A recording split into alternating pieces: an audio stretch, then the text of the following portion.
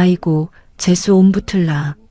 용한 보살님이 넌 우리 아들 잡아먹을 살이 꼈다더니 기어이 도장 찍는 날까지 사람을 질리게 하는구나. 가정법원 앞 시어머니 백여사는 만삭의 며느리 혜인을 향해 굵은 소금을 한 바가지 냅다 뿌렸습니다. 남편 도지는 아내의 부른 배를 벌레 보듯 혐오스럽게 노려보며 턱짓을 했습니다. 위자료니 양육비니 꿈도 꾸지 마라. 내 그 징글징글한 저주받은 팔자 떼어내는 것만으로도 내 회사는 이제 탄탄대로니까 내 앞길 막지 말고 쥐도 새도 모르게 사라져. 가진 것 없는 고아라며 멸시받던 3년의 세월, 그리고 무당의 말 한마디에 뱃속에 핏줄마저 내던지는 저 비정한 얼굴들을 두 눈에 똑똑히 새겼습니다. 자신이 저주처럼 버린 아내가 사실은 자신의 목숨줄을 준 갑이었다는 걸 깨닫는 데는 그리 오랜 시간이 걸리지 않았습니다. 눈을 뗄 수 없는 반전의 연속 지금 바로 공개합니다.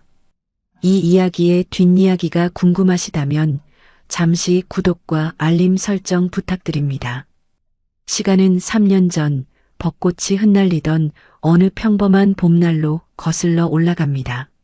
세상의 차가운 계산과 꼬리표에 지쳐있던 여자는 자신의 진짜 이름과 거대한 배경을 모두 숨긴 채 평범한 남자 최도진과 부부의 연을 맺었습니다. 화려한 온실을 벗어나 소박하더라도 따뜻한 가정을 꾸리고 싶었던 그녀의 바람은 결혼과 동시에 차갑게 부서지기 시작했습니다. 도진은 중소의료기기 업체를 운영하는 젊은 사장이었지만 경영 능력보다는 허영심이 앞서는 위인이었습니다. 무리한 사업 확장으로 회사의 자금 사정이 서서히 나빠지기 시작하자 그는 자신의 무능함을 탓하는 대신 운을 탓하기 시작했죠. 그리고 그 곁에는 아들의 실패를 며느리의 탓으로 돌리기에 혈안이 된 시어머니 백여사가 있었습니다. 백여사는 하루가 멀다 하고 점집 문턱이 닳도록 드나들며 기괴한 부적들을 집안 곳곳에 붙여댔습니다. 아이고, 보살님 말씀이 딱 맞지. 내년이 들어오고 나서부터 우리 아들 회사에 마가 끼었어.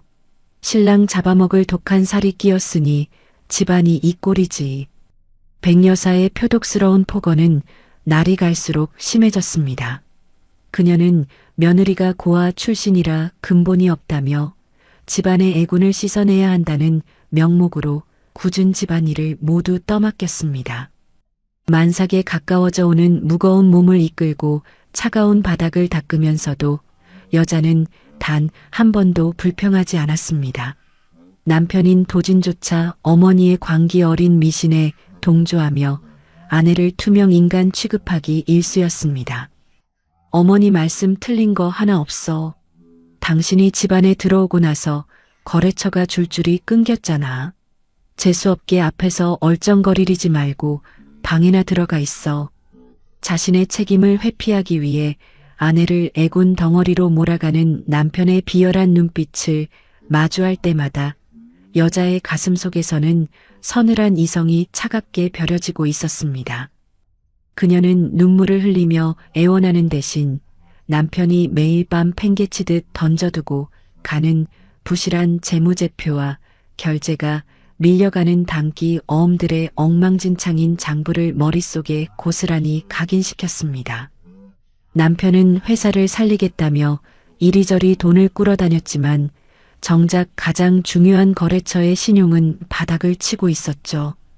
여자는 무너져가는 모래성 위에서 부적 쪼가리에 의존하며 발악하는 시어머니와 남편의 밑바닥을 조용히 관찰했습니다. 어리석은 자들의 맹신이 어디까지 추락할 수 있는지 그녀는 숨을 죽인 채 그들의 파멸을 향한 서막을 지켜보고 있었습니다. 이 지옥 같은 시간은 그녀가 숨겨둔 발톱을 다시 꺼내들게 만드는 완벽한 당금질의 시간이었습니다. 남편의 회사는 끝을 모르게 추락하고 있었습니다. 자금줄이 막혀 공장 가동이 중단될 위기에 처하자 시어머니 백여사의 발걸음은 더욱 다급하게 점집을 향했습니다. 어느 날 밤 기괴할 정도로 크고 붉은 부적을 품에 안고 돌아온 백여사의 두 눈은 맹신과 탐욕으로 번들거리고 있었습니다. 그녀는 안방으로 남편을 은밀히 부르더니 헐떡이는 목소리로 점괘를 읊어댔습니다. 도진아, 보살님이 그러시더라. 지금 우리 앞길을 막고 있는 거대한 애군 덩어리가 바로 전현이라고. 저 임신한 년만 집안에서 쫓아내면 곧장 대한민국 최고 대기업에서 막대한 투자가 내려올 거창한 운명이라는구나. 정상적인 사고방식을 가진 기업인이라면 코웃음을 칠 허무맹랑한 헛소리였습니다. 하지만 벼랑 끝에 몰려 이성이 마비된 남편에게 무당의 예언은 유일한 구원의 빛이자 달콤한 마약처럼 스며들었습니다. 자신의 경영 실패를 온전히 아내의 탓으로 돌릴 수 있다는 완벽한 명분. 남편은 며느리를 내쳐야 한다는 어머니의 도끼에 찬 부추김에 완전히 동화되어 버렸습니다. 대기업의 막대한 투자가 굴러들어올 것이라는 허황된 환상에 사로잡힌 그는 투자금을 받을 때까지 버틸 자금을 마련하겠다며 돌이킬 수 없는 치명적인 실수를 저지르고 맙니다. 멀쩡히 돌아가던 공장과 설비를 모조리 담보로 잡고 악명 높은 불법 사채 시장에 손을 뻗은 것입니다. 하루가 다르게 눈덩이처럼 불어나는 고금리의 빚이었지만 남편은 아내만 쫓아내면 곧 대운이 트여 한순간에 갚을 수 있다며 차용증에 거침없이 인감을 찍어댔습니다. 여자는 굳게 닫힌 방문 너머로 들려오는 시어머니의 기괴한 주술소리와 헛된 망상에 빠져 빚잔치를 벌이는 남편의 모습을 서늘한 눈으로 지켜보았습니다. 사업의 위기를 무당의 혓바닥과 사채업자의 돈으로 막으려 드는 남편의 어리석음은 그나마 남아있던 한 줌의 부부간의 의리조차 남김없이 태워버렸습니다. 사냥감이 스스로 가장 깊고 어두운 함정을 파고 제 발목에 무거운 사슬을 채우는 꼴이었습니다. 여자는 더 이상 억울해하며 눈물을 흘리지 않았습니다. 남편이 맹신에 기대어 무리하게 끌어다 쓴 그 사체가 훗날 그의 목을 어떻게 올가맬지 그녀는 머릿속으로 차갑고 정확하게 계산하고 있었습니다. 맹신과 탐욕이 만들어낸 끔찍한 파멸의 톱니바퀴가 서서히 속도를 내기 시작했습니다. 계절이 바뀌어 찬 바람이 뼛속까지 스며들던 어느 늦은 밤이었습니다. 거실 한가운데에는 싸늘한 정막이 무겁게 내려앉아 있었죠. 탁자 위에는 빳빳하게 각이 잡힌 서류 봉투 하나가 놓여 있었습니다. 사채의 늪에 빠진 줄도 모르고 거대한 투자가 굴러들어올 거라는 환상에 취해 있던 남편과 그 헛된 망상을 부추긴 시어머니 백여사가 마침내 칼을 빼단 것입니다. 이제 그만 내 짐 싸서 당장 나가거라. 내년에 그 징글징글한 애군 때문에 우리 집안이 망하게 생겼잖니. 위자료니 양육비니 허튼 수작 부릴 생각은 꿈도 꾸지 마라. 백여사는 경멸이 가득한 눈초리로 만삭의 며느리를 흘겨보며 서류를 신경질적으로 밀어냈습니다. 그 옆에 선 남편 역시 한치의 망설임이나 미안함조차 없는 차가운 얼굴이었습니다. 그는 뱃속에 있는 자신의 핏줄을 향해 턱짓을 하며 쐐기를 박았습니다. 어머니 말씀 들었지? 도장 찍고 조용히 떠나.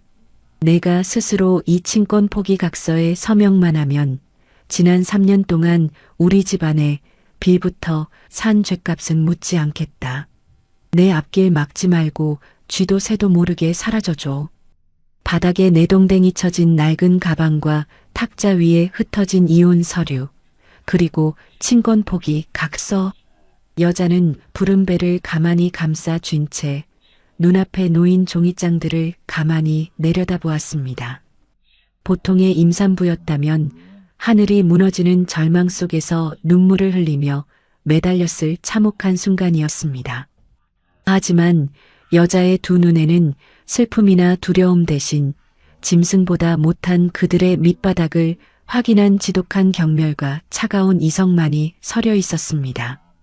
한때는 평범한 가족이 될 수 있을 거라 믿었던 기대가 산산조각 나는 순간이었습니다. 여자는 무당의 헛소리에 홀려 자신의 핏줄마저 쓰레기통에 처박는 이 비정한 인간들에게 더 이상 단 한 줌의 자비도 남겨둘 필요가 없음을 확신했습니다.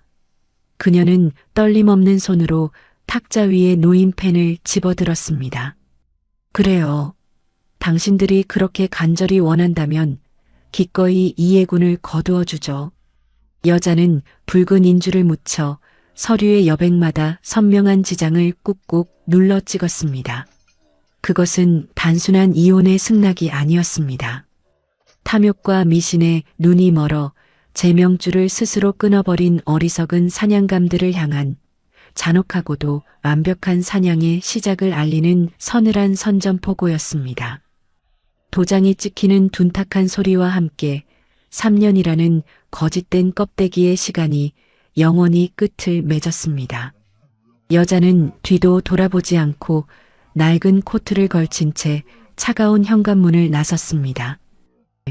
마침내 두 사람은 가정법원 앞에 섰습니다. 서류에 찍힌 붉은 도장은 껍데기뿐이었던 결혼 생활의 비참한 끝을 알리고 있었죠. 낡은 코트를 여민 여자의 창백한 얼굴 위로 시어머니 백여사가 굵은 소금을 한 바가지 냅다 뿌렸습니다. 아이고, 재수 옴붙을라. 용한 보살님이 넌 우리 아들 잡아먹을 살이 꼈다더니 기어이 도장 찍는 날까지 사람을 질리게 하네. 에이, 태태. 남편은 아내의 부른 배를 벌레 보듯 혐오스럽게 노려보며 턱짓을 했습니다. 위자료니 양육비니 꿈도 꾸지 마라. 내 그 저주받은 팔자 떼어내는 것만으로도 내 회사는 이제 탄탄대로니까 내 앞길 막지 말고 쥐도 새도 모르게 사라져. 여자는 하얗게 쏟아진 소금 알갱이들을 털어내지도 않은 채 핏기가 가신 입술을 꽉 깨물었습니다. 가진 것 없는 고아라며 멸시받던 3년의 세월, 그리고 무당의 헛소리에 뱃속에 핏줄마저 내던지는 저 비정한 얼굴들을 두 눈에 똑똑히 새겼죠. 남편이 악에 받쳐 뒤돌아서려던 바로 그 순간이었습니다.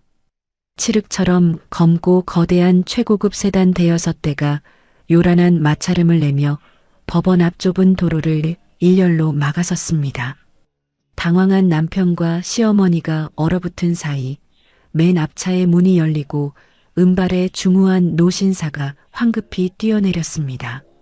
경제뉴스에서나 보던 태성그룹의 송 비서실장이었죠. 그는 흙탕물이 고인 바닥에 주저없이 무릎을 꿇을 듯 허리를 90도로 꺾으며 우렁차게 외쳤습니다. 아가씨, 늦어서 죄송합니다. 회장님께서 아가씨와 손주를 목이 빠지게 기다리고 계십니다. 그 순간 10여 명의 건장한 수행원들이 일사불란하게 쏟아져 나와 만삭의 여자를 철통같이 에워쌌습니다. 자신이 애군이라며 짐짝처럼 내다버린 아내가 감히 쳐다볼 수도 없는 거대한 세계, 태성그룹의 유일한 후계자 윤혜인이었다는 사실을 직감한 남편의 얼굴은 종이장처럼 하얗게 질려버리고 말았습니다. 혜인은 넋이 나간 남편의 얼굴을 한번 차갑게 훑어보고는 미련 없이 최고급 가죽 의자가 깔린 차량 뒷좌석에 올랐습니다. 문이 굳게 닫히고 차가 미끄러지듯 출발하자 혜인은 과거에 유약했던 자신을 완전히 지워낸 듯 서늘한 눈빛으로 송 실장에게 첫 번째 지시를 내렸습니다. 최 사장이 무리하게 끌어다 쓴 사채와 단기 어음들 시장에 웃돈을 얹어서라도 우리 쪽에서 모조리 사들이세요. 덫은 가장 달콤할 때 조여야 하는 법입니다. 자신들이 거대한 복수의 거미줄 한가운데 놓인 줄도 모른 채 헛된 대운을 기다리는 자들을 향한 피도 눈물도 없는 완벽한 자본의 심판이 막을 올리는 순간이었습니다. 혜인이 떠난 지 며칠 지나지 않아 도진의 사무실에는 믿기 힘든 소식이 날아들었습니다. 가정법원 앞에서의 압도적인 광경에 잠시 넋을 잃었던 두 사람은 그것이 빚을 내서 대행업체를 고용한 쇼일 것이라며 스스로를 세뇌했습니다. 그들의 알량한 자존심을 지켜준 것은 때마침 굴러들어온 거대한 계약서 한 장이었습니다. 신생 대형 유통사에서 도진의 의료기기를 대량 독점 납품받겠다는 파격적인 제안을 한 것입니다. 사채업자의 독촉에 시달리던 도진에게 그것은 구원의 빛이었습니다. 서류를 확인한 백여사는 뛸 듯이 기뻐하며 품속의 낡은 부적에 연신 입을 맞췄습니다. 내 말이 딱 맞지? 그 애군 덩어리를 쫓아내자마자 큰 복이 굴러들어오잖니. 보살님 말씀 틀린 거 하나 없다. 그깟 차 몇 대 빌려서 길을 죽이려 들더니 우린 이제 돈방석에 앉게 생겼어. 어머니의 호들갑의 도진 역시 거만한 미소로 맞장구를 쳤습니다. 그러게 말입니다. 도장 찍자마자 이런 계약이 성사될 줄 누가 알았겠어요. 이제 탄탄대로입니다. 도진은 이 계약이면 빚을 청산하고 업계에 확고히 자리를 잡을 거라 믿었습니다. 하지만 탐욕에 눈이 먼모자는 계약서 뒷장, 아주 작은 글씨로 적힌 치명적인 독소 조항을 읽지 않았습니다. 지정된 기일 내에 물량을 100% 맞추지 못하면 전체 계약금의 300%에 달하는 위약금을 일시불로 배상해야 한다는 무시무시한 조항이 숨어 있었죠. 돈다발의 환영에 취한 도진은 망설임 없이 인감을 찍어버렸습니다. 그들이 들이마시는 축배는 사실 달콤하게 위장된 맹독이었습니다. 도진에게 구원처럼 다가온 이 회사의 실체는 송 실장이 서류상으로 치밀하게 만들어둔 가짜 회사였기 때문입니다. 이것이 혜인이 설계한 두 번째 덫이었습니다. 사냥감의 숨통을 고통스럽게 끊기 위해서는 스스로 가장 높은 곳까지 올라가 제 발로 올가미에 목을 넣게 만들어야 했습니다. 도진은 자신의 무덤을 파고 있는 줄도 모른 채 허황된 단꿈에 젖어 연거푸 술잔을 비워냈습니다. 그들에게 허락된 마지막 평온의 시간이 모래시계처럼 빠져나가고 있었습니다. 대형 계약을 따낸 도진은 기고만장하여 즉시 공장을 총가동하라는 명령을 내렸습니다. 눈앞에 펼쳐질 거대한 성공과 돈다발의 환영에 취해 직원들의 우려 섞인 목소리는 귀에 들어오지도 않았죠. 하지만 기쁨도 잠시, 본격적인 생산을 시작하려는 찰나 청천벽력 같은 소식이 전해졌습니다. 수년 동안 아무런 문제 없이 거래해 오던 핵심 원자재 공급처들이 일제히 납품을 거부하고 나선 것이었습니다. 당황한 도진이 급히 수화기를 들고 오랜 거래처 사장에게 전화를 걸어 핏대를 세웠습니다. 아니, 이 사장님, 갑자기 물건을 안 주시면 납품 기일을 어떻게 맞춥니까? 여태껏 어음으로 잘만 거래해놓고 이러시는 법이 어디 있습니까? 수화기 너머로 들려오는 거래처 사장의 목소리는 서늘하기 짝이 없었습니다. 최 사장님, 우리도 어쩔 수가 없습니다. 위에서 결제 방식을 100% 현금 선결제로 변경하라는 엄명이 내려왔습니다. 현금이 입금되지 않으면 단 하나의 부품도 출고할 수 없으니 그리 아십시오. 전화는 매몰차게 끊어졌고 도진은 머리를 한 대 맞은 듯 멍해졌습니다. 다급해진 그는 다른 자재상들을 샅샅이 수소문해 보았지만 기이하게도 업계의 모든 공급망이 약속이나 한 듯 도진의 회사에 대해서만 현금 결제를 요구하며 문을 닫아 걸었습니다. 이것은 혜인이 촘촘하게 쳐놓은 또 다른 자본의 올감이었습니다. 태성그룹의 막강한 영향력으로 시장의 유통망을 완벽하게 통제하여 도진의 숨통을 조여버린 것이었죠. 이미 사채를 끌어다 쓰느라 당장 수중에 쓸 수 있는 거액의 현금이 있을 리 만무했던 도진은 쉴 새 없이 돌아가던 공장 기계들이 단숨에 멈춰 서는 광경을 절망적으로 바라볼 수밖에 없었습니다. 공장 안에는 차갑고 무거운 정적만이 흘렀고 계약 기일은 하루하루 무섭게 다가왔습니다. 애군을 쫓아냈다며 호언장담하던 백여사 역시 멈춰버린 기계 바닥에 주저앉아 넋을 잃고 말았습니다. 허황된 대운을 맹신하며 날아오르려던 사냥감의 날개가 무참히 꺾여 나가는 순간이었습니다. 자본의 냉혹한 논리는 미신보다 훨씬 빠르고 정교하게 그들을 파멸의 낭떠러지로 밀어넣고 있었습니다. 공장은 완전히 마비되었고 시간은 무자비하게 흘러갔습니다. 도진의 목을 조르는 것은 다가오는 납품 기일만이 아니었습니다. 설비 확장을 위해 사채 시장에서 무리하게 빌린 고금리에 빚은 시간 단위로 이자가 눈덩이처럼 불어나 공장의 숨통을 완전히 짓밟고 있었죠. 백여사는 매일 밤 거실에서 용한 무당의 이름을 부르며 통곡을 터뜨렸지만 차갑게 식어버린 기계들은 아무런 대답이 없었습니다. 당장 만기가 도래하는 단기어음들을 막지 못하면 연쇄부도와 함께 사기죄로 구속될 것이 뻔한 절체절명의 벼랑 끝이었습니다. 파산의 공포가 도진의 영혼을 잠식해가던 그때 기적처럼 한 줄기의 화려한 미끼가 그의 눈앞에 던져졌습니다. 대한민국 재계 서열 1위의 거대 기업 태성그룹에서 대규모의 신사업 투자 파트너를 공개 모집한다는 공고였습니다. 도진에게 그 소식은 단순한 대기업의 사업 공고가 아니었습니다. 어머니가 매일같이 부르짖던 하늘이 내린 완벽한 동아줄이자 자신을 이 지옥 같은 시궁창에서 단숨에 건져내줄 유일한 구원의 구원줄로 보였습니다. 도진은 미친 사람처럼 서류를 움켜쥐고 백여사에게 소리쳤습니다. 어머니, 보살님 말씀이 맞았습니다. 애군을 떼어내니 결국 태성그룹이라는 진짜 거대한 귀인이 우리를 찾아온 겁니다.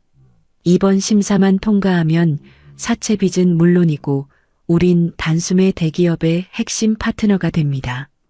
백여사 역시 마른 손으로 가슴을 쓸어내리며 환호성을 질렀습니다. 모자는 태성그룹이 내민 공고가 자신들의 목을 베어버린 단두대라는 사실은 꿈에도 모른 채 허황된 망상에 단단히 사로잡혔습니다. 도진은 마지막 도박을 걸기로 결심했습니다. 그는 남아있던 공장의 마지막 비자금은 물론이고 직원들의 밀린 월급까지 모조리 무시한 채 자신들을 화려하게 포장할 자금을 긁어 모았습니다. 태성그룹의 심사위원들을 감동시키기 위해 실체도 없는 허황된 기술력을 부풀려 발표 자료를 꾸며내기 시작했죠. 해인이 그들의 탐욕과 무능을 철저히 계산하여 파놓은 벼랑 끝 함정으로 사냥감들은 스스로 헐떡이며 걸어 들어오고 있었습니다. 목을 조르는 사채 밧줄이 황금빛 동아줄로 보일 만큼 맹신과 허영이 만들어낸 환상은 그토록 깊고 비정했습니다. 드디어 태성그룹의 최종 투자 심사 당일이 밝았습니다. 도진과 백여사는 거울 앞에서 자신들의 모습을 몇 번이고 확인하며 오만한 미소를 지었습니다. 도진은 직원들의 남은 월급까지 쥐어짜 맞춘 번쩍이는 양복을 빼입었고 백여사는 가짜 명품 가방을 팔에 걸친 채 마치 벌써 대기업의 사돈이라도 된 듯 콧대를 한껏 높이고 있었죠. 벼랑 끝에 몰려 공장이 완전히 멈춰서고 사채업자의 압박이 목전까지 다가온 비참한 현실은 그들의 머릿속에서 완전히 지워져 있었습니다. 그들에게 이번 심사는 무당이 예언했던 거대한 대운이 실현되는 성스러운 의식이자 자신들을 구원해줄 확실한 동아줄이었기 때문입니다. 태성그룹 본사 사옥의 거대한 유리문 너머로 발을 들여놓는 모자의 걸음걸이는 거만하기 짝이 없었습니다. 최고급 대리석으로 번쩍이는 웅장한 로비와 바쁘게 움직이는 정장 차림의 직원들을 바라보며 백여사는 가방을 고쳐매고 들으라는 듯 큰 소리로 말했습니다. 것 봐라, 도진아. 내 말이 딱 맞지 않느냐. 그 신랑 잡아먹을 애군 덩어리를 내쫓자마자 이렇게 대한민국 최고 기업에서 우리를 모시려고 대기하는구나. 보살님이 써준 부적이 아주 제대로 신통방통하게 돈맥을 뚫어준 모양이다. 도진 역시 터질 듯한 자만심의 입꼬리를 올리며 안내 데스크의 직원에게 다가가 거드름을 피웠습니다. 신사업 투자 심사에 참석하러 온 대표 최도진입니다. 총괄 부회장님이 직접 주재하시는 VIP 회의실로 바로 안내해 주시죠. 우리 기술력이 아니면 태성도 이번 사업은 진행하기 힘들 테니까 말입니다. 안내 직원은 그들의 무례한 행색에 잠시 당황한 기색을 보였지만 이내 정중하게 고개를 숙이며 최상층 전용 승강기로 두 사람을 안내했습니다. 승강기가 까마득한 높이를 향해 무서운 속도로 솟구쳐 오르는 동안 모자는 자신들이 곧 마주할 거대한 부의 환상에 취해 연신 흥얼거렸습니다. 마침내 문이 열리고 최고층에 자리한 웅장한 회의실 문 앞에 섰을 때 도진은 승리자의 미소를 지으며 문을 넓게 열어젖혔습니다. 자신들이 향하는 곳이 구원의 성전이 아니라 해인이 서늘하게 미소 지으며 기다리고 있는 잔혹한 사냥터라는 사실은 꿈에도 모른 채 사냥감들은 가장 화려하게 꾸며진 함정 속으로 위풍당당하게 걸어 들어가고 있었습니다. 안내 직원이 웅장한 마호가니 문을 열어젖히자 도진과 백여사는 승리자의 미소를 지으며 안으로 걸어 들어갔습니다. 눈앞에 펼쳐진 VIP 회의실은 압도적인 위압감을 뿜어내고 있었죠. 탁 트인 통유리창 너머로 도심 전경이 펼쳐져 있었고 길게 뻗은 탁자의 상석에는 거대한 가죽 의자가 창밖을 향해 뒤돌아 있었습니다. 도진은 흥분을 억누르며 의자의 등받이를 향해 고개를 숙이고 공손하게 입을 열었습니다. 안녕하십니까, 총괄 부회장님. 이번 신사업 파트너로 참여하게 된 대표 최도진입니다. 저희 기술력을 알아보고 불러주셔서 진심으로 영광입니다. 지독한 정적이 회의실 안을 무겁게 채웠습니다. 의자에 앉은 인물은 아무런 대답도 하지 않았죠. 옆에 선 백여사 역시 긴장감에 마른 침을 삼키며 아들의 양복 자락을 움켜쥐었습니다. 이윽고 가죽이 마찰하는 묵직한 소리와 함께 상석의 의자가 천천히 돌기 시작했습니다. 마침내 모습을 드러낸 태성그룹의 실권자. 하지만 그 자리의 주인은 백발이 성성한 노회장이 아니었습니다. 최고급 정장을 차려입고 서늘한 미소를 머금고 있는 여자. 바로 불과 얼마 전 가정법원 앞마당에서 애군이라며 소금을 뒤집어 쓴 채 비참하게 쫓겨났던 전처 해인이었습니다. 그녀의 얼굴을 확인한 도진의 입에서 헛바람이 새어나왔습니다. 핏기가 가셔버린 도진의 두 다리가 사시나무처럼 떨렸고 백여사는 비명을 지르며 주저앉았습니다. 도진은 눈앞의 현실을 믿을 수 없다는 듯 떨리는 손가락으로 해인을 가리키며 악을 썼습니다. 내가 도대체 왜 거기 앉아 있는 거야? 여기가 어디라고 감히 들어와서 행세를 해? 부회장님 오시기 전에 당장 그 자리에서 내려오지 못해? 공포에 질린 발악이었지만 해인은 눈 하나 깜짝하지 않은 채 탁자 위에 크리스털 명패를 손가락으로 가볍게 밀어 도진의 턱 밑으로 보냈습니다. 금빛으로 선명하게 새겨진 태성그룹 총괄 부회장 윤혜인이라는 세 글자가 날카롭게 번쩍였습니다.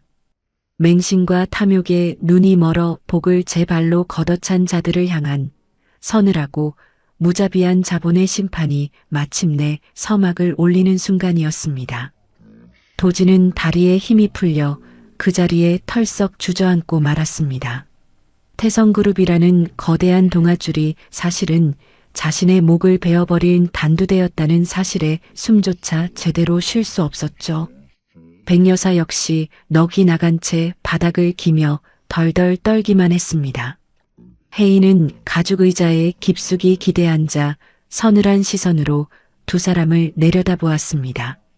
그녀의 목소리는 어떤 감정도 섞이지 않은 채 오직 냉혹한 자본의 심판만을 선고하고 있었습니다. 최 사장님이 기뻐하셨던 대형 납품 계약서, 그리고 300%의 위약금 조항, 모두 제 비서실에서 만든 아주 작은 미끼였습니다. 탐욕에 눈이 멀어 덧친 줄도 모르고 제 발로 걸어 들어오시더군요. 도지는 입을 뻐끔거렸지만 아무런 소리도 내지 못했습니다. 혜인은 탁자 위에 놓인 서류를 넘기며 무자비한 폭로를 이어갔습니다. 핵심 원자재 공급처를 통제하여 결제 방식을 현금 선결제로 바꾼 것도 벼랑 끝에 몰린 도진이 발행한 단기 어음들을 웃돈을 얹어 모조리 거두어 들인 것도 전부 자신의 짓이었다고 나직하게 의조렸습니다. 더 이상의 만기 연장은 단 하루도 없으며 당장 오늘부로 회사를 부도 처리하겠다는 냉혹한 선고가 회의실의 차가운 공기를 갈랐습니다. 완벽한 파멸 앞에 도지는 마침내 자존심을 모두 버리고 바닥을 기어 혜인의 구두 끝을 향해 손을 뻗었습니다. 백여사 역시 바닥에 머리를 찌우며 통곡하기 시작했죠. 혜인아, 내가 잘못했다. 내 어머니가 무당말에 홀려서 그런 거야. 제발 뱃속에 우리 아이를 봐서라도 한 번만 살려다오. 제발 부탁이다. 짐승 같은 비명이 회의실을 채웠지만 혜인의 표정은 얼음처럼 견고했습니다. 그녀는 곁에 서 있던 송 실장에게 가볍게 손짓했고 송 실장은 품 안에서 종이 한 장을 꺼내 도진의 얼굴 위로 무심하게 툭 던졌습니다. 바닥에 떨어진 종이에는 도진이 직접 붉은 인감을 찍으라고 강요했던 친권 포기 각서라는 글자가 선명하게 박혀 있었습니다. 미신에 씌어 제 핏줄마저 쓰레기통에 버렸던 추악한 과거가 이제는 그 어떤 자비도 바랄 수 없는 사형 선고장이 되어 돌아온 것입니다. 혜인은 차갑게 식은 눈으로 마지막 쐐기를 박았습니다. 그 아이의 아버지는 법원 앞 차가운 길바닥에서 이미 죽었습니다.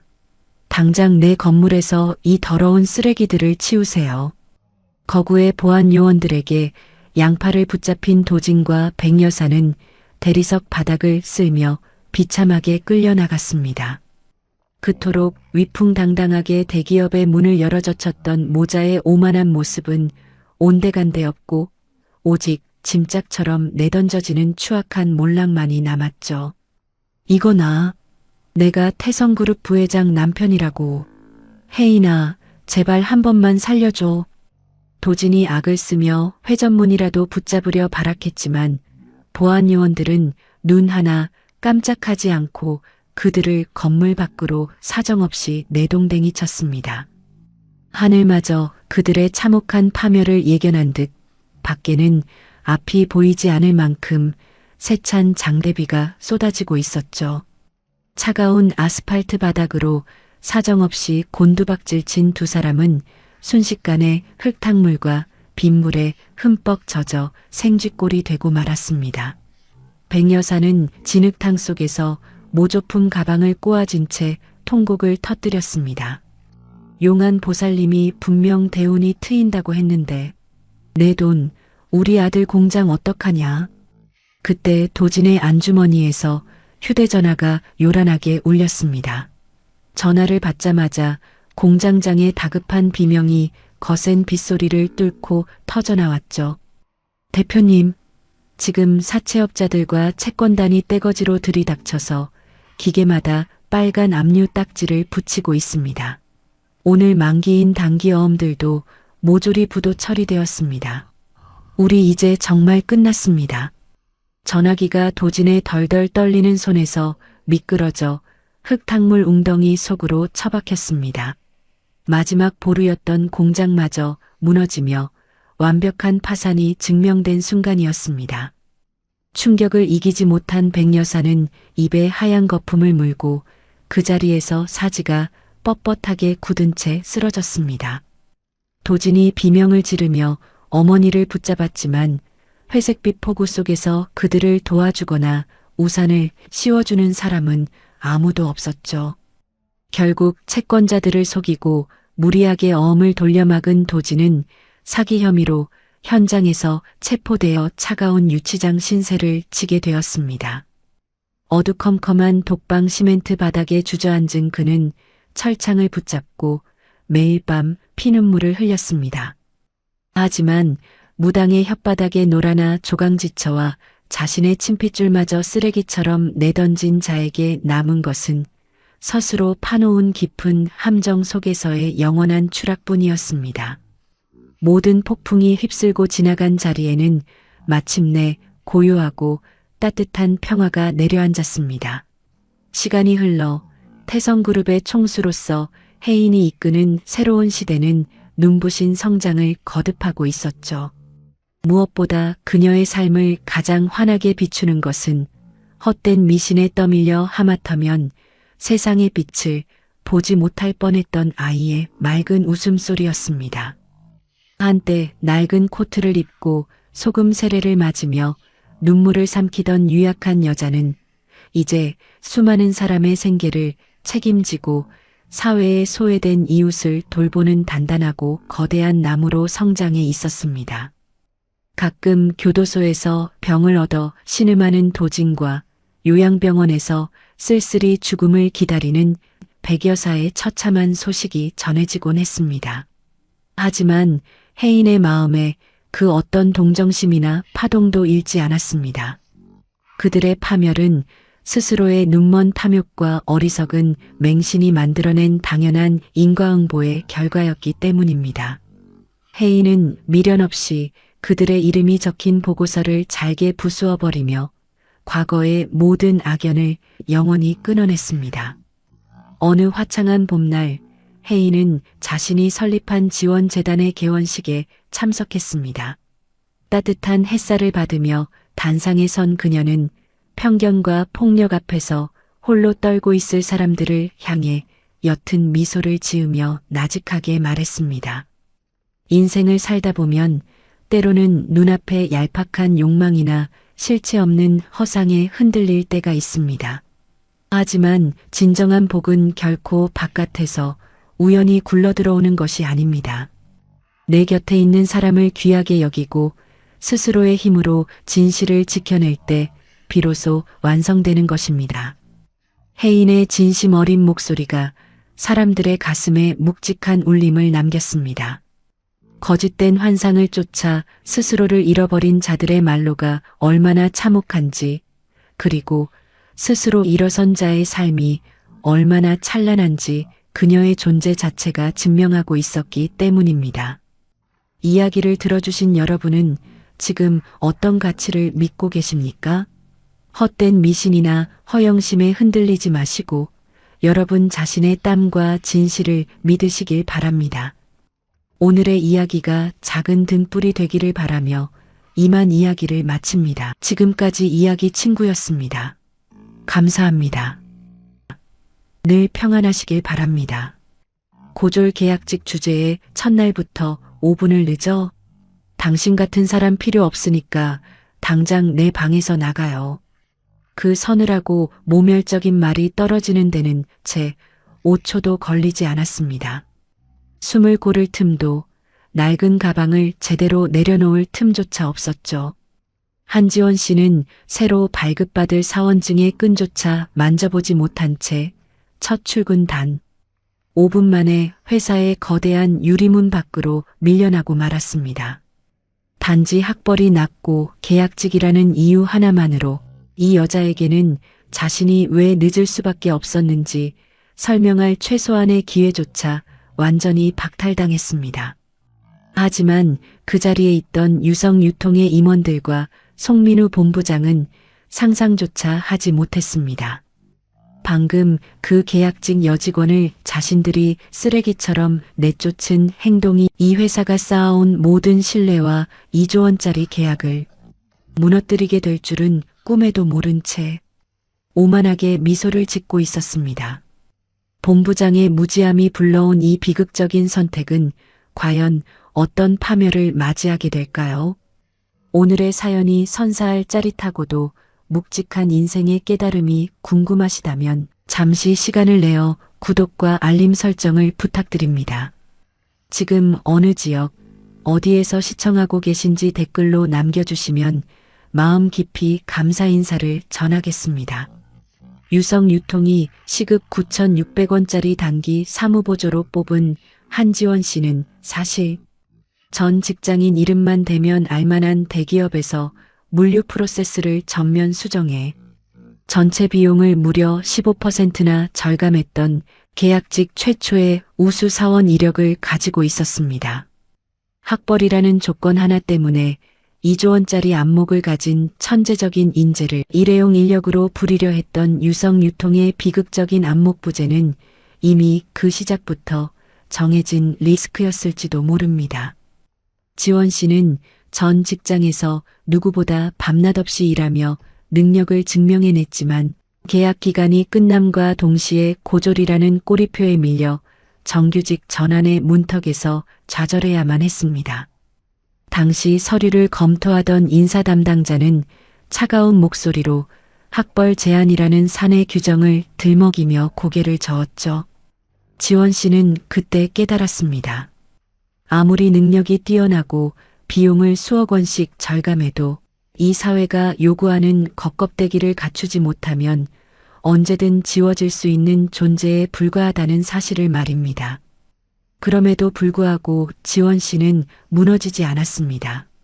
당장 병상에 누워 계신 어머니의 매달 수백만 원에 달하는 병원비와 아직 고등학교도 마치지 못한 어린 남동생의 학비를 책임져야 하는 실질적인 가장이었기 때문입니다. 절망에 빠져 있을 시간조차 그녀에게는 사치였습니다. 그렇게 수십 군데의 문을 두드린 끝에 간신히 손에 쥔 기회가 바로 유성유통의 단기 계약직 자리였습니다. 첫 출근을 앞둔 전날 밤 지원 씨는 낡은 다림질 기계로 정성스럽게 흰 블라우스를 다리며 스스로에게 다짐하고 또 다짐했습니다. 다시는 학벌 때문에 무시당하지 않도록 이번 직장에서는 내 능력을 숫자가 아닌 태도로 먼저 증명해 보이겠다고 말입니다. 어머니의 머리맡에 약을 챙겨두고 집을 나서는 지원 씨의 발걸음에는 무거운 책임감과 함께 새로운 시작에 대한 아주 작은 희망이 섞여 있었습니다. 하지만 그녀는 미처 알지 못했습니다.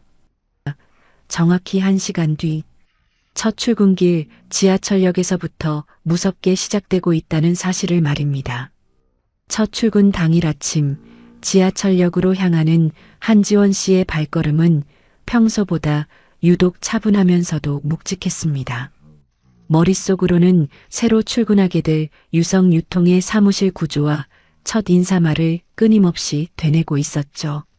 전 직장인 대기업에서 계약직으로 근무할 당시 그녀는 독보적인 서류 정리 능력과 물류 시스템, 데이터 분석으로 부서 전체의 효율성을 극대화했던 경험이 있었습니다. 비록 고졸이라는 학력의 벽에 가로막혀 정규직 전환이라는 최종 문턱에서 계약 종료라는 차가운 통보를 받아야 했지만 그녀의 내면에 쌓인 전문적인 역량과 업무에 대한 책임감만큼은 그 누구보다 단단하게 자리 잡고 있었습니다. 이번 유성유통에서의 시급 9,600원짜리 단기 사무보조 자리는 객관적으로 보면 그녀의 화려한 능력에 비해 턱없이 부족하고 초라한 자리였습니다. 하지만 당장 매달 돌아오는 어머니의 신부전증 투석 비용과 남동생의 학비를 책임져야 하는 가장의 무게 앞에서 지원 씨에게는 자존심을 세울 여유 따위는 사치에 불과했습니다.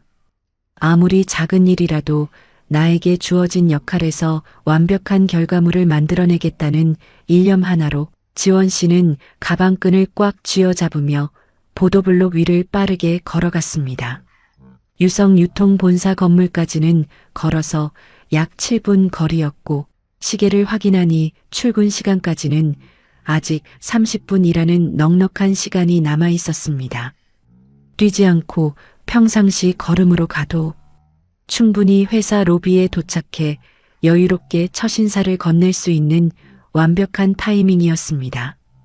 하지만 인생은 언제나 가장 중요한 순간에 예상치 못한 시험대를 우리 앞에 던져놓고는 합니다. 지하철역 출구 계단을 채 10걸음도 내려가지 못했을 때였습니다.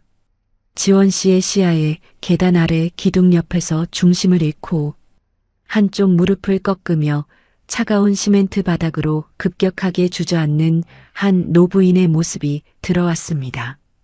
노부인은 손에 쥐고 있던 낡은 지갑과 손수건을 바닥으로 떨어뜨렸고 거친 숨을 몰아쉬며 가슴을 쥐어짜고 있었습니다. 출근길 특유의 앞만 보고 걷는 삭막한 군중 속에서 수많은 정장 차림의 직장인들은 그저 스쳐 지나가는 풍경의 일부인 양 노부인의 곁을 무심하게 지나쳐갔습니다. 바쁜 아침 시간대 타인의 위급함은 누군가에게는 그저 내 일상을 방해하는 불편한 소음에 불과했던 것이죠. 지원 씨 역시 순간적으로 손목시계를 확인했습니다. 출근 시간까지 남은 시간은 단 30분이었습니다. 지금 발걸음을 멈추고 저 노부인을 도우면 첫 출근날 지각을 면치 못할 것이라는 직감이 머릿속을 강하게 스쳤습니다. 사내 규정과 규율을 목숨처럼 여기는 대기업의 생리를 전 직장에서 뼈저리게 겪었기에 첫날부터 지각하는 계약직이 어떤 취급을 받게 될지 누구보다 잘 알고 있었습니다. 발은 이미 회사 방향을 향해 움직이려 하고 있었습니다.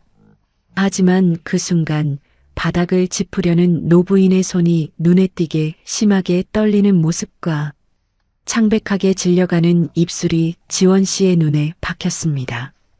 그것은 단순한 어지러움이 아니라 당장 조치를 취하지 않으면 목숨이 위태로울 수도 있는 급박한 저혈압 쇼크의 전조 증상이었습니다.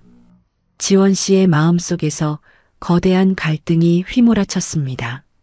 내 미래가 걸린 첫 출근의 5분과 길바닥에 쓰러진 한 사람의 목숨값 중에서 무엇이 더 중요한가에 대한 엄숙한 질문이었습니다.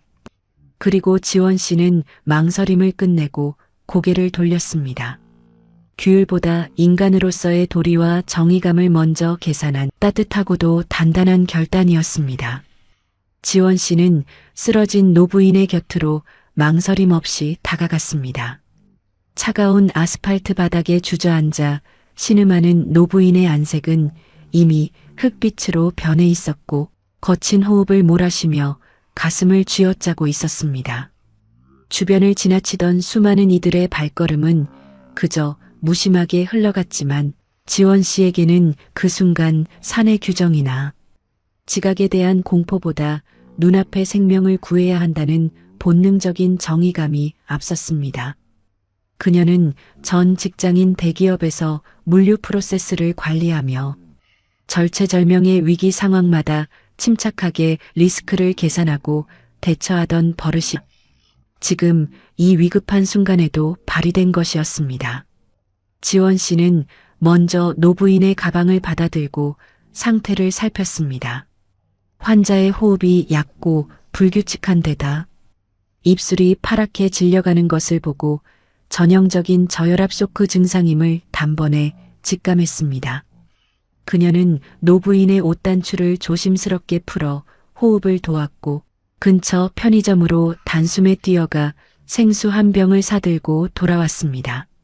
그리고 환자의 외투 주머니에서 반쯤 흘러나온 약봉투를 발견하고는 아침에 미처 복용하지 못한 혈압약이 있음을 확인했습니다. 지원 씨는 침착하게 물과 함께 약을 복용하게 한 뒤 노부인의 등이 차가운 벽에 닿지 않도록 자신의 가방을 받쳐주며 체온을 유지시켰습니다. 정신이 좀 드십니까? 조금만 참으세요. 곧 병원으로 가셔야 합니다. 지원 씨의 차분하면서도 확신에 찬 목소리는 극심한 공포에 떨던 노부인에게 거대한 안도감을 주었습니다. 다행히 약을 복용하고 몇 분이 지나자 노부인의 창백했던 얼굴에 점차 핏기가 돌기 시작했고 거칠었던 숨소리도 서서히 안정을 찾아갔습니다. 하지만 지원 씨는 거기서 그치지 않았습니다. 길바닥에 환자를 홀로 남겨두고 가버린다면 언제 다시 쇼크가 올지 모르는 일이었기에 그녀는 기어이 노부인을 인근 대학병원 응급실까지 직접 이송했습니다. 의료진에게 환자의 발견 당시 상태와 복용한 약물의 종류를 정확하게 인계하고 나서야 지원 씨는 비로소 참았던 숨을 길게 내쉬었습니다. 병원 로비의 커다란 시계를 확인한 순간 심장이 덜컥 내려앉았습니다. 유성 유통의 공식 출근 시간에서 뛰어가도 정확히 5분이 모자란 시간 있었던 것입니다. 첫 출근 날의 5분 지각. 그것이 계약직 사원에게 어떤 낙인이 될지 누구보다 잘 알고 있었기에 손끝이 미세하게 떨려왔습니다. 지원 씨는 땀에 젖은 앞머리를 쓸어 올리며 가방끈을 단단히 고쳐쥐고 회사 건물을 향해 무서운 속도로 달리기 시작했습니다.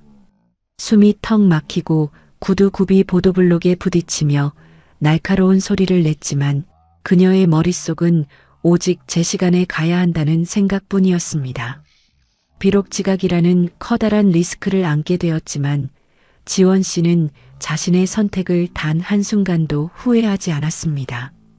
사람의 목숨값을 그 어떤 이익보다 먼저 계산하는 것, 그것이 바로 인간으로서 지켜야 할 가장 고귀한 프로페셔널의 기본이라고 믿었기 때문입니다. 하지만 지원 씨는 꿈에도 몰랐습니다. 자신이 응급실 침대까지 안전하게 모셔다 드린 그 노부인이 사실은 다음 날 유성 유통의 운명을 좌지우지할 2조 원짜리 거대 투자사 JS 파트너스 회장의 가장 소중한 아내였다는 위대한 사실을 말입니다. 그리고 그 5분의 지각 때문에 자신을 쓰레기처럼 내쫓을 송민우 본부장의 오만이 어떤 처절한 파멸의 뇌우를 불러오게 될지 달리면서도 그녀는 아직 알지 못했습니다. 첫날부터 지각하는 직원은 우리 조직에 필요 없습니다. 당신은 지금 해고해요. 유성 유통의 본사 로비에 차갑게 울려 퍼진 송민우 본부장의 목소리는 잔인할 정도로 단호했습니다. 병원에서 회사까지 숨이 턱에 닿도록 달려온 지원 씨는 거친 숨을 채 고르지도 못한 상태였습니다. 단정하게 묶었던 머리는 흐트러져 있었고 이마에는 땀방울이 송글송글 맺혀 있었죠. 자신이 왜 늦을 수밖에 없었는지, 지하철역 계단에서 쓰러진 노부인을 어떻게 구했고 왜 병원 응급실까지 동행해야 했는지 단 한마디라도 설명하고 싶어 지원 씨는 절박하게 입을 열려 했습니다. 하지만 송 본부장은 그녀가 말을 꺼내기도 전에 혐오스럽다는 듯 손짓을 하며 앞을 가로막았습니다. 변명은 조직의 기강을 해치는 가장 나쁜 버릇입니다. 요즘 계약직들 수준이 진짜 동네 구멍가게만도 못하군. 첫날부터 5분씩이나 늦는 낙하산 같은 인력은 우리 경영전략본부의 숫자에 도움이 안 됩니다. 인사팀에 말해둘 테니 당장 나가세요. 그 모멸적인 폭언과 함께 해고 절차는 무서울 정도로 신속하게 처리되고 있었습니다. 지원 씨는 새로 발급되어 주인을 기다리던 사원증의 끈조차 만져보지 못한 채 입사 첫날 단 5분 만에 회사의 거대한 유리문 밖으로 힘없이 밀려나고 말았습니다. 주변에 서 있던 수많은 직원들은 그 비참한 광경을 똑똑히 목격하면서도 아무도 나서지 않았습니다. 계약직이라는 이유 하나만으로, 그리고 무소불위의 권력을 쥔 송 본부장의 서슬 퍼런 서슬 아래에서 누구 하나 소명 기회를 주어야 한다고 말하지 못했죠. 지원 씨는 전 직장인 대기업에서 물류 프로세스를 획기적으로 개선해 비용을 무려 15%나 절감하며 우수 사원 평판을 얻었던 그녀였습니다. 단지 고졸이라는 학벌 때문에 계약 종료를 겪고 새로 구한 시급 9,600원짜리 자리였는데 그마저도 사람의 목숨을 구하느라 지각한 5분 때문에 쓰레기처럼 버려진 것이었습니다. 회사 밖으로 나오자 차가운 아침 바람이 뺨을 때렸습니다. 모멸감이 목끝까지 차올랐지만 지원 씨는 끝내 눈물을 흘리지 않았습니다. 여기서 울어버리면 자신을 숫자로만 평가하고 짓밟은 저 오만한 인간들이 원하는 대로 반응해주는 것 같아 입술을 깨물며 버텼습니다. 그녀는 뒤를 돌아 유성유통의 거대한 통유리 빌딩을 바라보았습니다. 로비 전면에 크게 걸려있는 사람을 먼저 생각하는 안목이라는 기업 슬로건이 눈에 들어오는 순간 씁쓸하고 찌르는 듯한 비웃음이 절로 배어나왔습니다. 5분의 지각으로 가차없이 내쫓은 유성유통. 송 본부장은 자신이 방금 내린 그 오만한 결정이 다음날 아침 회사의 명운이 걸린 2조 원짜리 투자 계약을 완전히 파멸시키는 거대한 부메랑이 되어 돌아올 줄은 꿈에도 알지 못했습니다. 해고 통보서 한 장을 손에 쥔 채 빌딩을 나선 지원 씨의 발걸음은 기묘할 정도로 차분하게 가라앉아 있었습니다. 유성유통의 거대한 통유리창에 반사되는 하늘은 무심하리만치 푸르렀고 거리를 메운 사람들은 저마다의 목적지를 향해 바쁘게 걷고 있었죠. 지원 씨는 통유리창에 비친 자신을 보며 전 직장인 대기업에서 물류 프로세스를 전면 수정해 전체 비용을 무려 15%나 절감했던 당당한 성과 지표들이 머릿속을 맴돌고 있는 것을 보았습니다. 단지 고졸이라는 학벌 때문에 계약 종료라는 벽에 부딪혔고 새로 찾은 시급 9,600원짜리 사무보조 자리마저 단 5분의 지각으로 날아가 버렸지만 그녀의 내면에 쌓인 프로페셔널한 역량과 가치관만큼은 결코 훼손되지 않았습니다. 지원 씨는 낡은 가방끈을 고쳐 매며 생각했습니다. 5분을 늦더라도 길바닥에 쓰러진 사람의 목숨을 구한 것은 비즈니스의 규율보다 앞서는 인간으로서의 당연한 리스크 관리였다고 말입니다. 그녀는 곧장 집으로 돌아가지 않고 근처 공원 벤치에 앉아 오전 내내 마음을 추스렀습니다. 집에는 투병 중인 어머니와 어린 남동생이 지원 씨의 첫 출근 소식만을 간절히 기다리고 있었기에 무너진 얼굴로 문을 열 수는 없었기 때문입니다. 오후 늦게야 도착한 지하 단칸방의 문을 열었을 때 투석 치료로 수척해진 어머니가 딸의 얼굴을 가만히 살폈습니다. 지원 씨는 담담하게 미소를 지으며 첫날부터 잘렸다는 소식을 전했습니다. 5분을 지각했고 사정을 설명할 기회조차 얻지 못했다는 팩트만을 조용히 건넸죠. 어머니는 딸의 든든한 버팀목이 되어주듯 거친 손으로 지원 씨의 등을 가만히 쓸어내렸습니다. 사람다운 선택을 하느라 늦은 거라면 잘했다. 결국 그 올바른 가치가 너를 지켜줄 거다. 어머니의 깊은 위로는 억누르던 지원 씨의 마음을 단단하게 정화해 주었습니다. 하지만 지원 씨의 책임감은 집안에서 멈추지 않았습니다.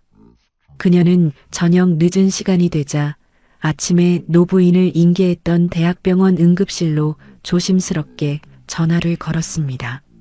자신이 구했던 환자의 예후가 정말 괜찮은지, 보호자는 무사히 만났는지 확인하기 위함이었습니다. 수화기 너머로 환자가 고령의 저혈압 쇼크였으나 초기에 신속하게 약을 복용하고 이송된 덕분에 고비를 넘겼고 현재는 안전하게 일반 병실로 옮겨졌다는 의료진의 답변이 들려왔습니다. 지원 씨는 그제야 안도의 한숨을 내쉬며 가방을 정돈했습니다.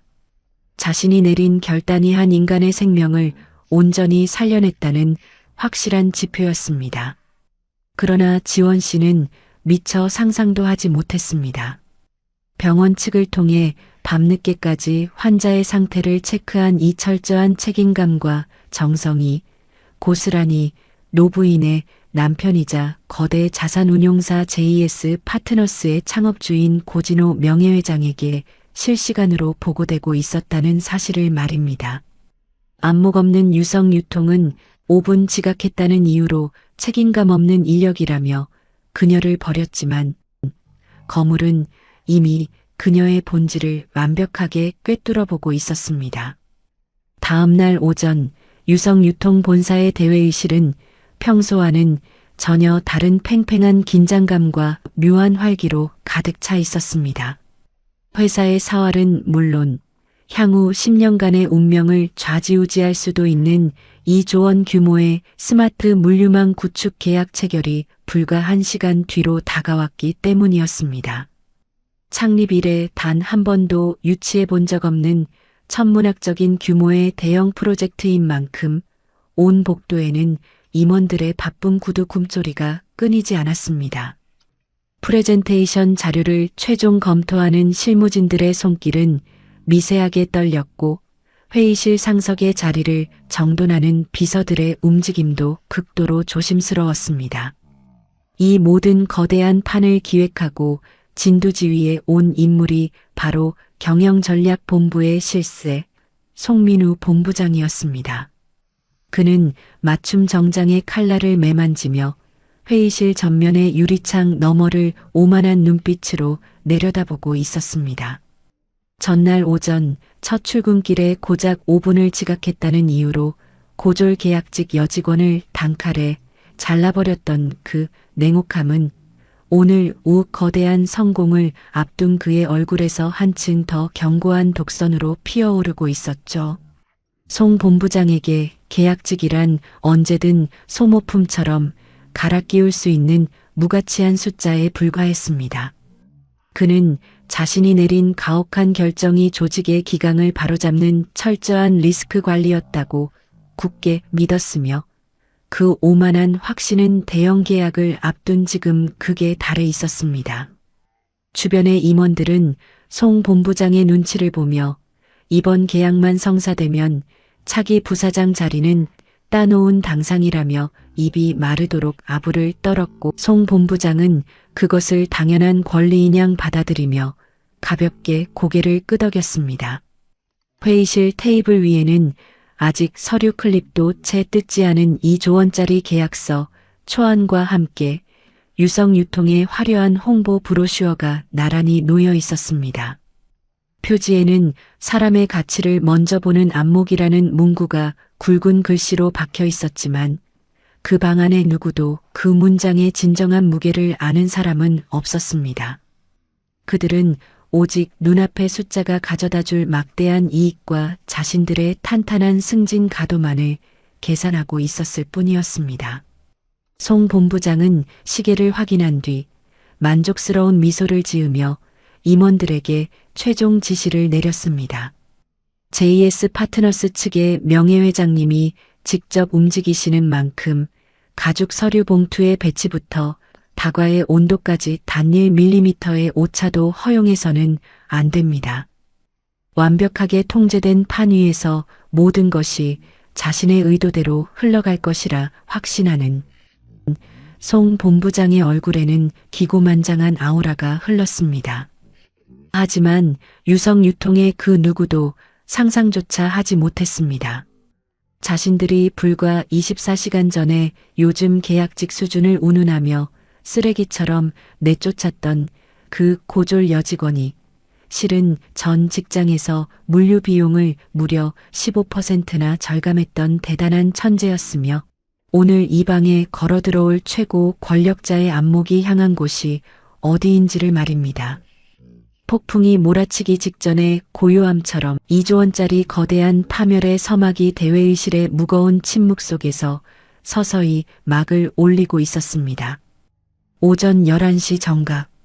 마침내 대회의실의 무겁고 두꺼운 양계형 문이 서서히 열리며 유성유통의 모든 임원진이 일제히 숨을 죽였습니다. 수많은 수행원과 정장 차림의 비서들을 대동하고 걸어 들어오는 인물은 화려한 스펙이나 거칠의 대신 사람의 숨은 리스크 관리 능력을 귀신같이 꿰뚫어 본다는 자산운용사 JS 파트너스의 창업주 고진호 명예회장이었습니다. 금융계를 뒤흔들었던 은둔형 거물답게 비록 지팡이를 짚은 느린 걸음이었지만 그가 뿜어내는 범접할 수 없는 아우라와 묵직한 위엄은 넓은 회의실 전체를 단숨에 압도해버렸습니다. 회의실 상석에 앉아 기고만장하게 승전보를 기다리던 송민우 본부장은 고 회장이 모습을 드러내자마자 얼굴 가득 비굴할 정도로 정중한 미소를 띠며 재빨리 자리에서 일어났습니다. 회장님, 유성 유통 방문을 진심으로 환영합니다. 이번 2조 원 규모의 스마트 물류망 계약을 위해 저희 임원진이 완벽한 준비를 마쳤습니다.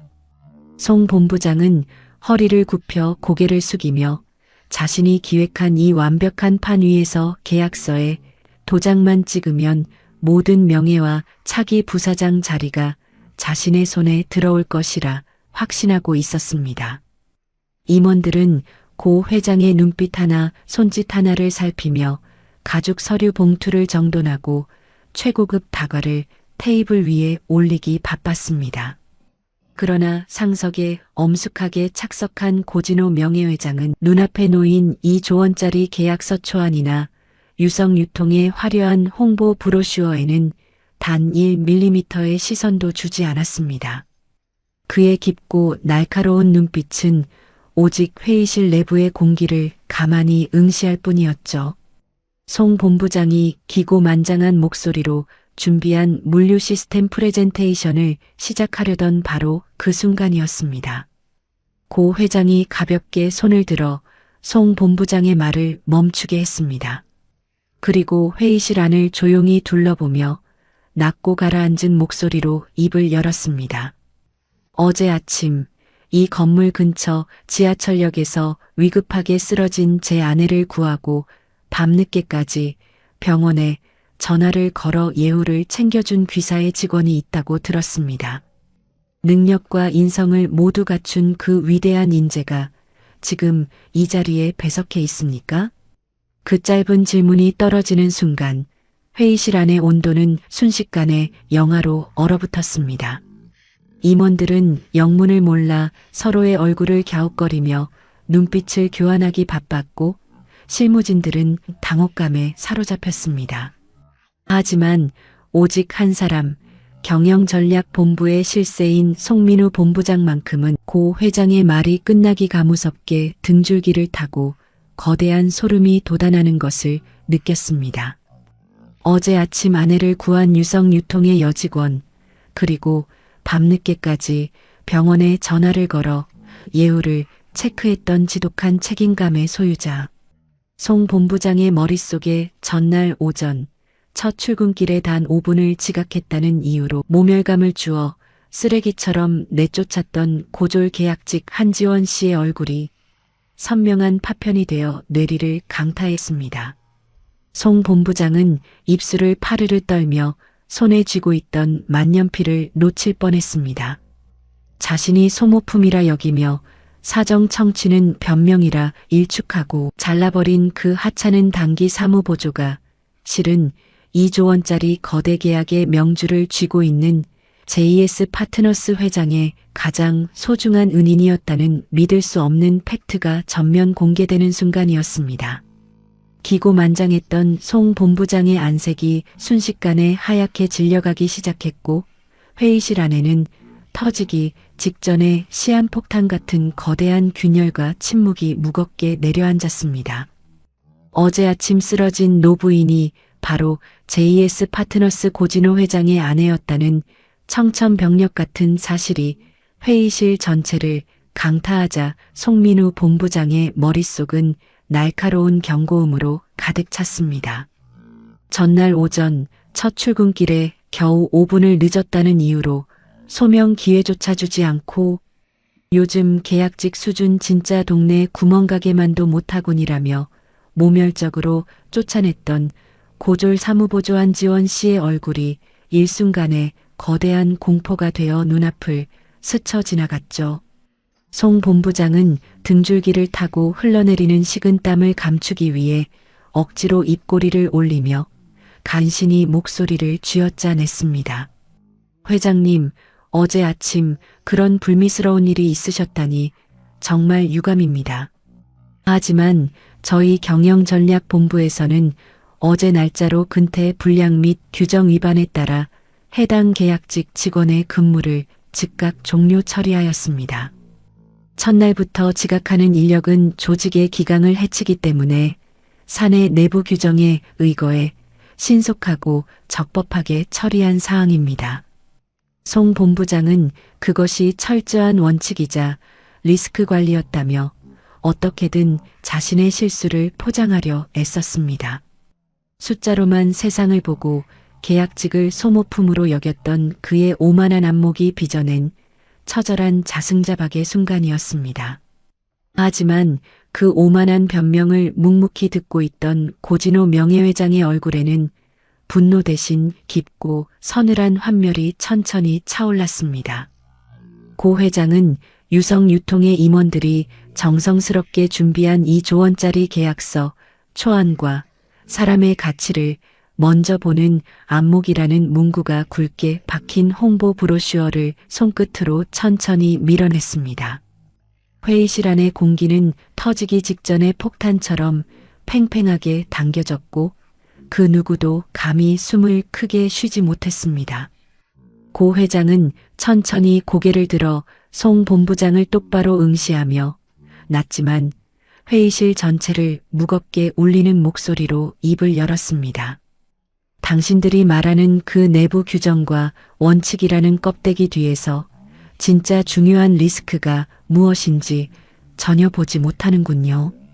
그 직원이 어제 지각한 5분은 단순히 게을러서 늦은 시간이 아닙니다. 길바닥에 쇼크로 쓰러진 한 인간의 목숨값을 계산하고 환자를 응급실까지 안전하게 인계하느라 소요된 가장 가치 있는 시간이었습니다. 더욱이 그녀는 어제 저녁 늦은 시간까지 병원 응급실로 전화를 걸어 환자의 예후가 정말 괜찮은지 보호자는 무사히 만났는지 체크하는 철저한 책임감까지 보여주었습니다. 유성유통은 사람을 숫자로만 평가하느라 정작 조직에 가장 필요한 진짜 인재를 제 손으로 쓰레기통에 던져버린 셈입니다. 고 회장의 준엄한 일갈 앞에 송민우 본부장의 안색은 흑빛으로 변해갔고 배석한 임원들은 사태의 심각성을 직감하며 사시나무 떨듯 떨기 시작했습니다. 고 회장은 곁에 서 있던 수석비서에게 가볍게 눈짓을 보냈고 비서는 이미 완벽하게 준비된 서류 가방에서 한 장의 공식 문서를 꺼내 테이블 한가운데에 단호하게 내려놓았습니다. 흰 종이 맨 위에는 계약 파기 통보서라는 7글자가 선명하게 찍혀 있었습니다. 보류나 재검토는 없습니다. 사람의 본질과 숨은 가치를 알아보는 안목이 전혀 없는 조직, 눈앞에 5분이라는 숫자에 눈이 멀어 위기대처 능력을 갖춘 인재를 박대하는 기업과는 단돈 1원도 함께할 수 없습니다. 고 회장의 냉정하고 확고한 선언과 함께 유성유통의 사활이 걸려있던 2조 원 규모의 스마트 물류 합작 계약은 단 하루 만에 흔적도 없이 파기되고 말았습니다. 송 본부장이 허리를 굽히며 다시 이야기를 들어달라 절박하게 매달렸지만 고 회장은 지팡이를 짚고 자리에서 천천히 몸을 일으켰습니다. 수행원들이 일제히 그 앞을 호위했고 회의실 문이 열리고 엄숙하게 걸어나갔습니다. 쿵하고 대회의실의 무거운 문이 닫히는 소리와 함께 이 조언이라는 천문학적인 기회가 공중으로 산산조각이 나버린 침묵만이 유성유통의 회의실에 무겁게 내려앉았습니다. 2조 원짜리 거대한 합작 계약이 단 한 장의 파기 통보서와 함께 공중으로 산산조각이 나버린 순간 유성유통의 대회의실은 지옥과도 같은 침묵에 휩싸였습니다. 고진호 명예회장이 수행원들을 대동하고 유유히 회의실을 빠져나간 뒤에도 임원들은 차마 자리에서 일어서지 못한 채 하얗게 질린 얼굴로 서로의 눈치만 살폈습니다. 테이블 한가운데 놓인 계약 파기 통보서라는 7글자는 마치 유성유통의 시한폭탄처럼 번뜩이고 있었죠. 경영전략본부의 절대 권력자이자 차기 부사장 자리를 확신하며 기고만장했던 송민우 본부장은 넋이 나간 사람처럼 허망하게 빈 의자를 바라볼 뿐이었습니다. 단지 고졸 학벌의 계약직이라는 이유 하나만으로 첫 출근길에 5분을 지각한 한지원 씨의 사정을 변명이라 치부하며 쓰레기처럼 내쫓았던 그 오만한 대가는 너무나도 참혹했습니다. 송 본부장은 자신이 그토록 맹신했던 숫자의 논리가 가장 거대한 2조 원이라는 숫자 앞에서 완벽하게 무너져 내리는 아찔한 형벌을 온몸으로 받아내고 있었습니다. 이게 지금 무슨 상황입니까? 본부장님, 어제 대체 로비에서 무슨 짓을 하신 겁니까? 참다 못한 기획전략이사가 책상을 쾅 치며 소리를 질렀고 그제야 회의실은 걷잡을 수 없는 고성과 비난의 장으로 돌변했습니다. 단 5분의 박대로 인해 회사에 사활이 걸린 프로젝트를 통째로 날려버렸다는 팩트가 산하부서 전체로 퍼져나가는 데는 채 1시간도 걸리지 않았습니다. 유성유통 내부는 말 그대로 발칵 뒤집혔고 대표이사의 지시에 따라 인사팀과 감사팀이 결합한 긴급 내부 감사가 즉각적으로 착수되었습니다. 송 본부장이 한지원 씨를 해고하는 과정에서 사내 규정을 위반한 정황이 하나씩 수면 위로 드러나기 시작했습니다.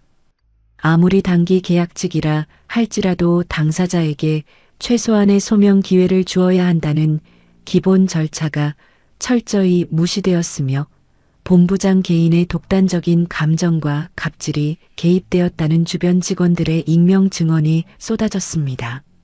게다가 한지원 씨가 이전 대기업에서 물류 프로세스를 획기적으로 개선해 비용을 무려 15%나 절감했던 우수 사원 평판을 가졌다는 데이터가 감사팀 화면에 띄워지는 순간 감사실 직원들 사이에서는 깊은 탄식이 흘러나왔습니다.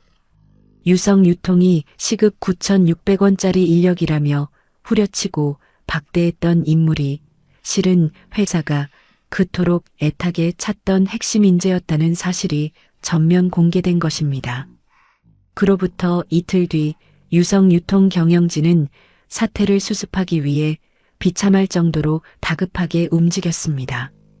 그들은 징계위원회를 열어 회사의 이미지를 실추시키고 막대한 경제적 손실을 입힌 송민우 본부장을 직위해제하고 대기발령 조치했습니다.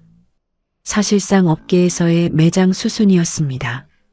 그리고 유성유통의 부사장과 인사팀장은 고개를 숙인 채 한지원 씨가 사는 초라한 지하 단칸방 골목길로 직접 찾아갔습니다. 그들은 지원 씨 앞에 최고급 과일 상자와 함께 파격적인 조건의 위로금, 그리고 단기 계약직이 아닌 본사 물류전략팀의 정규직 대리 직급으로의 즉각적인 복직 제안서를 내밀었습니다. 어떻게든 그녀의 마음을 돌려 JS 파트너스와의 2조 원짜리 계약을 되살려보려는 비열하고도 절박한 계산이었습니다. 한지원 씨, 당시 송 본부장의 처사는 우리 회사의 본뜻이 아니었습니다.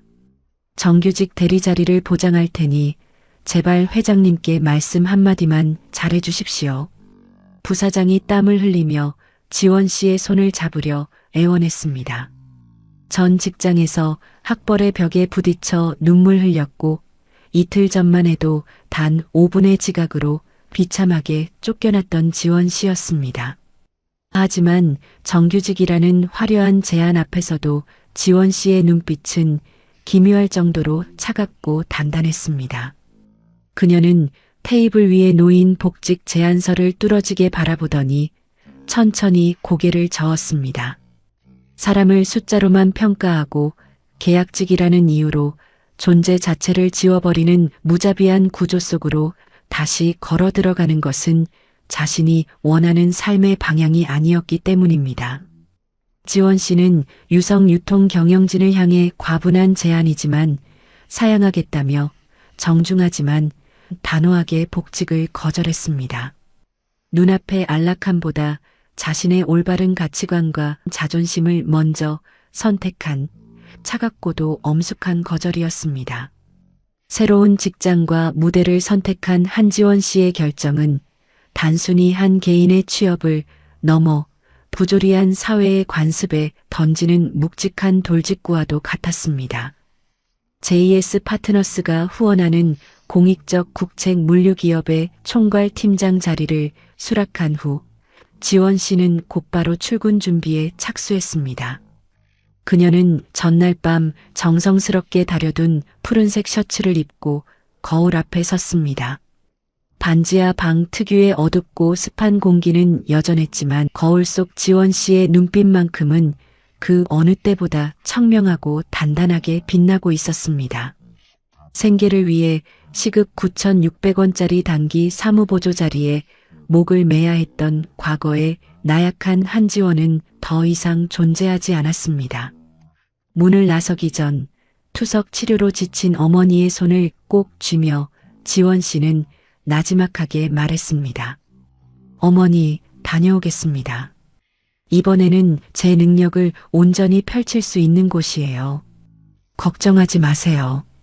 어머니는 딸의 단단한 손을 마주 잡으며 인자한 미소로 고개를 끄덕였습니다.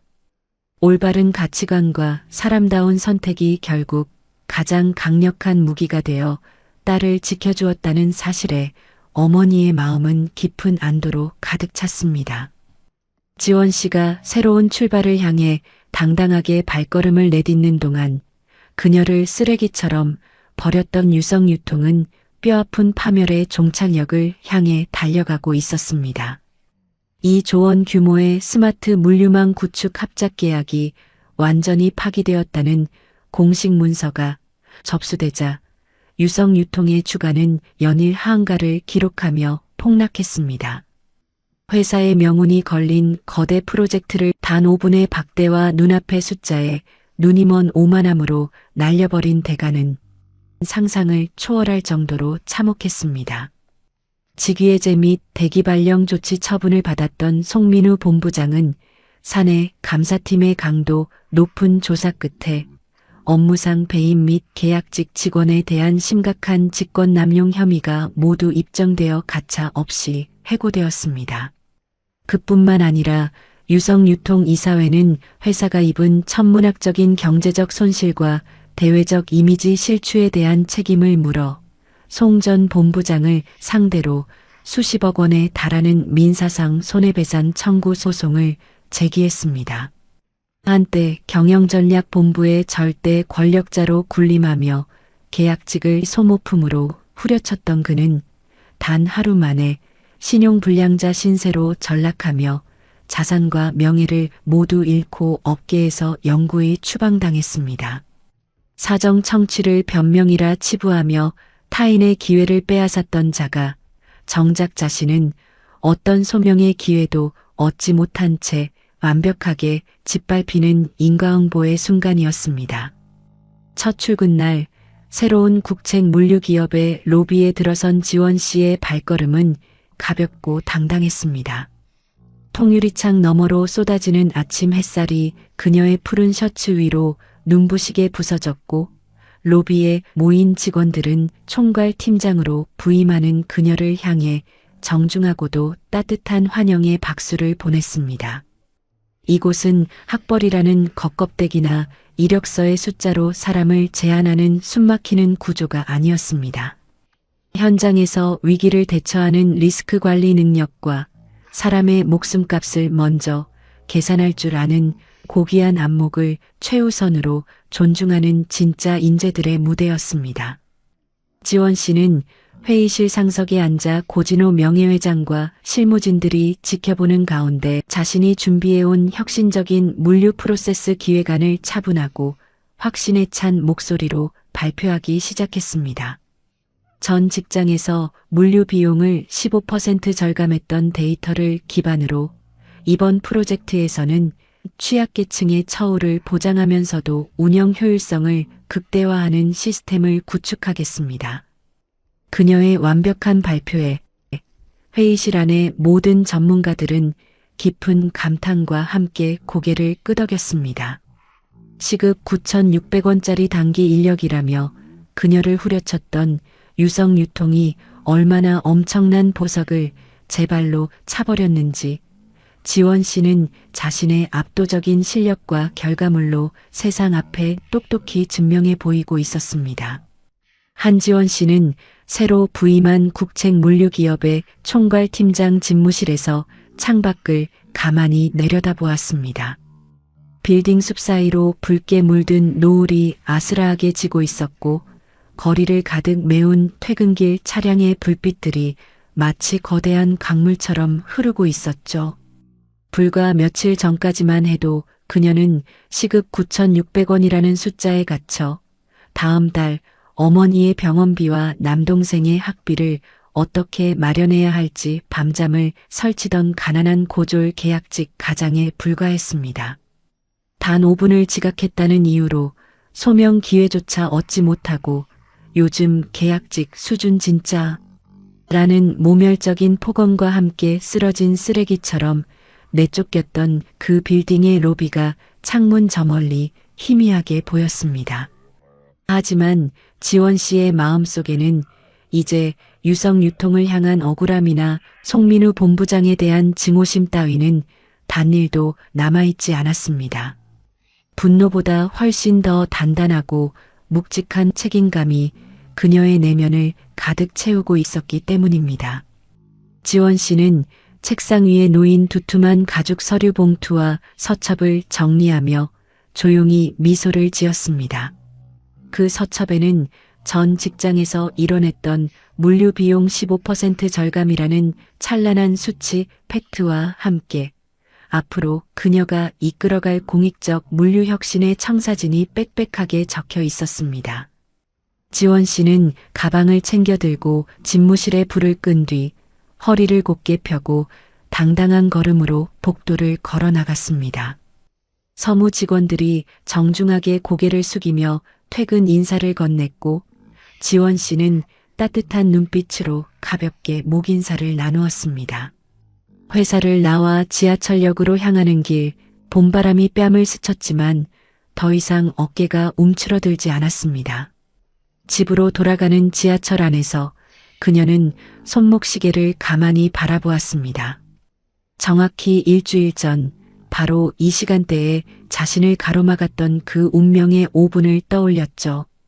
누군가는 그 5분을 규정 위반이라고 불렀고 누군가는 인생을 망친 치명적인 실수라고 손가락질했습니다. 하지만 지원 씨에게 그 5분은 눈앞의 이익과 사내 규정이라는 껍데기 뒤에 숨지 않고 인간으로서 마땅히 지켜야 할 목숨의 가치와 정의감을 먼저 계산했던 결단의 시간이었습니다. 그리고 그 올바른 가치관과 압도적인 실력은 결코 배신하지 않고 그녀를 언제든 갈아 끼울 수 있는 소모품이 아닌 세상의 중심에 우뚝 선 주체로 만들어 주었습니다. 지하 단칸방의 문을 열고 들어서자 전날 밤 다려두었던 흰 블라우스 대신 단정하고 세련된 정장을 입은 딸을 보며 어머니가 수척한 얼굴로 환하게 웃어 보였습니다. 보글보글 끓는 된장찌개 냄새가 소박한 집안을 따뜻하게 감싸 안았죠. 지원 씨는 어머니의 곁에 앉아 숟가락을 들며 나지막하게 말했습니다. 어머니, 오늘 첫 물류 프로젝트 기획안이 만장일치로 통과되었어요. 전 직장에서 15% 비용을 줄였던 경험이 정말 큰 도움이 되었나 봐요. 이제 어머니 병원비 걱정은 정말 안 하셔도 돼요. 지원 씨의 목소리에는 그 어떤 떨림도 없는 깊은 확신과 힘이 실려 있었습니다. 어머니는 딸의 거친 손을 가만히 쓸어내리며 조용히 고개를 끄덕였습니다. 내가 말하지 않았느냐. 사람을 지키는 올바른 선택이 결국에는 너를 가장 단단하게 지켜줄 거라고 말이다. 어머니의 묵직한 위로는 지원 씨의 마음바닥을 그 무엇보다 견고하게 다져주는 위대한 이정표였습니다. 반지하의 작은 창문 너머로 보이는 서울의 밤하늘은 여전히 좁고 어두웠지만 그날 밤 두 모녀가 바라보는 하늘은 전보다 훨씬 더 넓고 눈부시게 빛나고 있었습니다. 유성유통의 송 본부장은 계약직을 단돈 1,000만 원짜리 소모품으로 후려치며 오만하게 행동했지만 길바닥에 쇼크로 쓰러진 노부인을 구하기 위해 자신의 전 재산과도 같았던 첫 출근의 기회를 아낌없이 내던진 한지원 씨의 결단은 결국 한 인간의 고귀한 생명을 온전히 살려냈을 뿐만 아니라 굳게 닫혀있던 그녀의 화려한 미래를 가장 당당하고 위대하게 열어주는 나비 효과의 시작점이 되었습니다.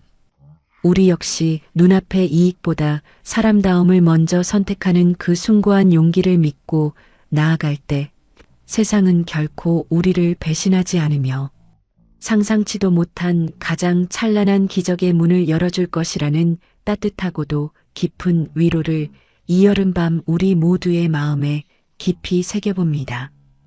여기까지 이야기 친구였습니다. 감사합니다.